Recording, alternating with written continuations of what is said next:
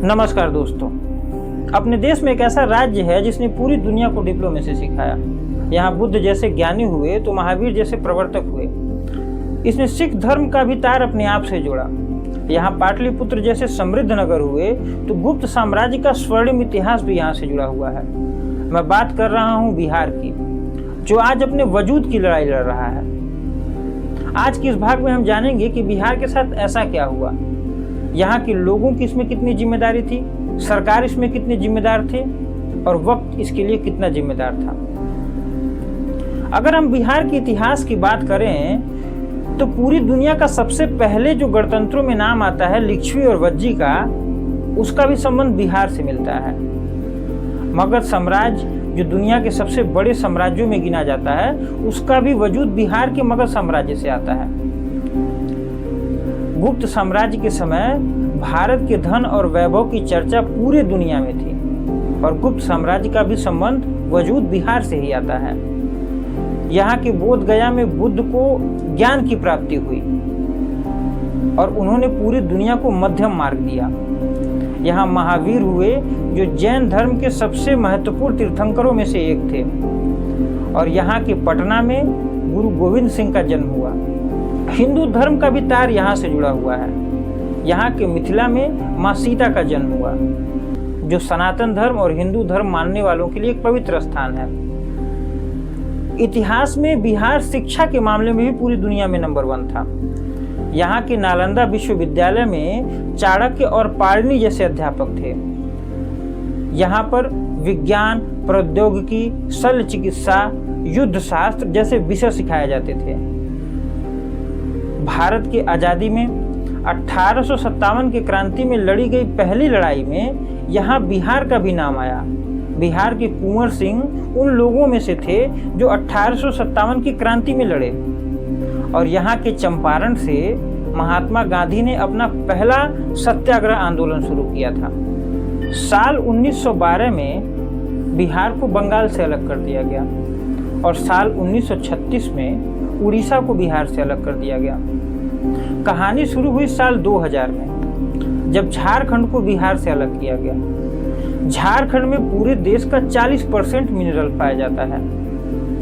उस समय सरकार की औद्योगिक नीति कुछ ऐसी थी कि सब्सिडी के माध्यम से पूरे देश में मिनरल्स का रेट लगभग एक बराबर था। इसलिए जो भी फैक्ट्रियां झारखंड में लगनी थी वो गुजरात और चेन्नई जैसे कोस्टल एरिया में जाकर लगी और बिहार का पतन यहीं से शुरू हो गया।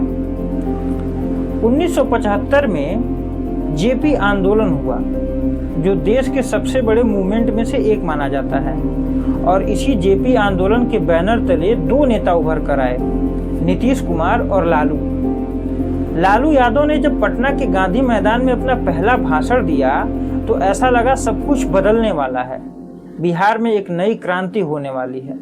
लोगों ने सोचा कि यही वो नेता था जिसका हमें तलाश था और लोगों ने लालू यादव को भरपूर जन समर्थन दिया। राजकुमार यादव ने अपनी किताब प्राइड ऑफ समाजवादी पार्टी में लालू यादव को बिहार का सूत्रधार बताया और उनकी महिमा मंडन पिछड़ों और दलितों के भगवान के रूप में किया। लालू यादव भी इसमें खूब बढ़ चढ़कर सामने आए। जब लालू यादव को अपार जन समर्थन मिला और वो पहली बार सीएम बने तो वो अपने साधारण से क्वार्टर से ही सीएम ऑफिस आने जाने लगे, सड़कों पर खड़े होकर ट्रैफिक क्लियर करवाने लगे और गरीबों और दलितों के बस्तियों में जाकर उनके बच्चों को अपने हाथों से नहलाने लगे। ऐसा लगने लगा कि बिहार अब बदलने वाला है। मृत्युंजय शर्मा अपनी किताब the broken promise of Bihar में लिखते हैं कि लालू यादव को ये बात बड़ी जल्दी समझ में आ गई कि विकास का रास्ता थोड़ा लंबा होता है, इसलिए उन्होंने अपना एक पैरेलल वोट बैंक शुरू किया और उन्होंने बिहार में 14% यादवों को साधा, 16% मुस्लिमों को साधा और थोड़े बहुत वोट उन्होंने दलितों और अन्य जातियों से लिया और इस तरह लालू यादव ने बिहार पर 15 साल शासन किया। लालू यादव अपनी आत्मकथा गोपालगंज टू रायसीना हिल्स में ये खुद लिखते हैं कि उनके काल को जंगल राज कहा गया और उनके सरकार को वंशवाद जैसे आरोपों का भी सामना करना पड़ा। लालू यादव के शासन में बिहार में एक से एक बढ़कर बाहुबली सामने आए। अब विकास और योजनाओं की बात आईएएस और पीसीएस अधिकारी नहीं बल्कि बाहुबली करते थे। बिहार में जाति संघर्ष ऐसी बढ़ी कि जाति के नाम पर लोगों की हत्याएं की जाने लगी। कई घटनाएं तो ऐसे सामने आई कि ऊंची जातियों के लोगों के गांवों में जाकर सरेआम जनसंहार किया गया। लालू यादव भी इसमें खूब माहिर खिलाड़ी थे। वे समय समय पर बिहार के अगड़े जातियों को गाली देते थे, जिससे पिछड़े जातियों को लगता था कि ये मेरा ऐसा नेता है जो जातिगत संघर्ष में हम लोगों के साथ है। बिहार में जाति संघर्ष ऐसा बढ़ा कि लोग अपने घरों से पलायन करने लगे। लोगों के मन में इतना डर बैठा दिया गया कि जातिगत भेदभाव से वो एक दूसरे से नफरत करने लगे, जिसका असर आज भी बिहार में देखा जाता है। लोगों को जब तक ये बात समझ में आती तब तक बहुत देर हो चुका था और बिहार एक पीढ़ी पीछे जा चुका था। बिहार में एक नई इंडस्ट्री पैदा हुई जिसे किडनैपिंग इंडस्ट्री कहते हैं। डर का आलम ऐसा था कि लोग 6 बजे के बाद अपने घरों से निकलने से डरते थे।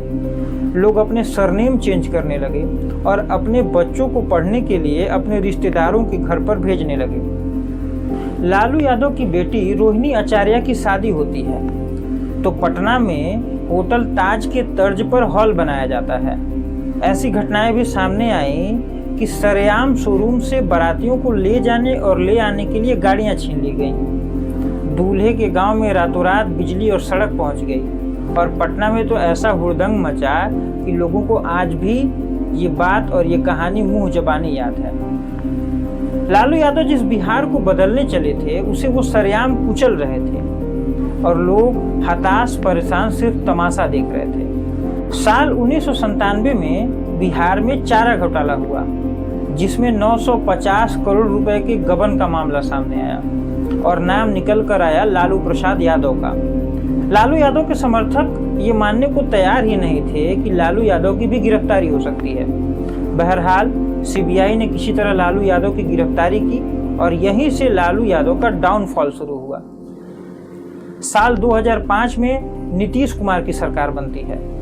सब कुछ बदलने लगता है, लॉ एंड ऑर्डर मेंटेन किया जाता है और नीतीश कुमार की छवि सुशासन बाबू के रूप में उभर कर सामने आती है। नीतीश कुमार ने वो सारे काम किए जिससे जंगल राज्य की जो छवि बिहार की बनी हुई थी उसको खत्म किया जा सके। बिहार में थोड़ा बहुत सुधार भी हुआ, सड़कें बनी, लोगों तक बिजली पहुंची और बहुत सारी चीजें हुई जिससे बिहार में बदलाव नजर आने लगा। लेकिन दुनिया में जब भी किसी बड़े नेता को अपार जन समर्थन मिलता है तो उसकी प्रवृत्ति मैं ही सही हूं जैसी हो जाती है और यही हुआ नीतीश कुमार के साथ। नीतीश कुमार के सबसे बड़े फेलियर में उनका शराब नीति आता है। उन्होंने शराब नीति तो लगा दी लेकिन शराब पीने वालों को कंट्रोल नहीं कर पाए और हुआ ये कि बिहार में एक नई इंडस्ट्री खड़ी हो गई और ये थी शराब सप्लायर की इंडस्ट्री। गांव-गांव में शराब बनने लगे और जो भी बच्चे बेरोजगार थे वो अब शराब के सप्लायर बन गए। जिस पुलिस का काम लॉ एंड ऑर्डर को मेंटेन करना था वो अब शराबियों को पकड़ने लगी, शराब बनाने वालों को पकड़ने लगी। ऐसा लगने लगा कि बिहार में मर्डर से ज़्यादा बड़ा गुनाह शराब पीना और शराब बनाना है। खैर, नीतीश सरकार को भी इस बात का एहसास हुआ लेकिन तब तक मामला हाथ से निकल चुका था। हाल ही में जब नीतीश कुमार की एंट्री केंद्र सरकार में हुई तो सरकार की नींद खुली और उसे लगा कि हाँ, बिहार भी तो अपने ही देश में आता है। यहाँ पर मखाना बोर्ड स्थापित हुआ, नई परियोजनाएं शुरू हुई, नई योजनाएं शुरू हुई। लेकिन ये बात देखने वाली होगी कि इन परियोजनाओं का असर बिहार पर कितना पड़ता है। ये तो बातें रही सरकार की। बिहार के लोग भी अपना नाम खराब करने में कुछ कम नहीं रहते हैं। अक्सर आपने बिहार से आने वाली ट्रेनों में खूब गंदगी देखी होगी। कुछ लोग ऐसे हैं जो ट्रेनों में इतनी गंदगी मचाते हैं कि नाम पूरे बिहार का खराब होता है। इन सब के बीच सवाल ये उठता है कि क्या सभी बिहार के लोग ऐसे हैं जैसे बिहार की छवि बनाई जाती है? तो जवाब है नहीं। जो लोग बिहार और बिहारियों की विरोध करते हैं वो शायद इस बात को भूल जाते हैं कि बिहार के लोग वही काम करते हैं या बिहार का निचला तबका वही काम करता है जिस काम को वो लोग करना नहीं चाहते हैं। महाराष्ट्र, मुंबई, दिल्ली जैसे शहरों में बिहार में छोटे काम करने वाले लोग होते हैं, जैसे चौकीदार, कपड़ा प्रेस करने वाला, रिक्शा चलाने वाला। सच तो ये है कि बिहार को बदलने के लिए कोई मसीहा जन्म नहीं लेगा। बिहार के लोगों को ही बिहार को बदलना होगा, और ये तब होगा जब बिहार के लोग अपना वोट जाति धर्म के लिए नहीं देंगे, बल्कि शिक्षा, स्वास्थ्य और रोजगार के लिए देंगे। ये तब होगा जब आप सरकार से सवाल करना सीखेंगे। आप सवाल करेंगे अपने स्वास्थ्य सुविधाओं के लिए, आप सवाल करेंगे शिक्षा के लिए, आप सवाल करेंगे रोजगार के लिए, तभी बिहार को बदला जा सकता है। बिहार में अभी विधानसभा चुनाव होने वाला है।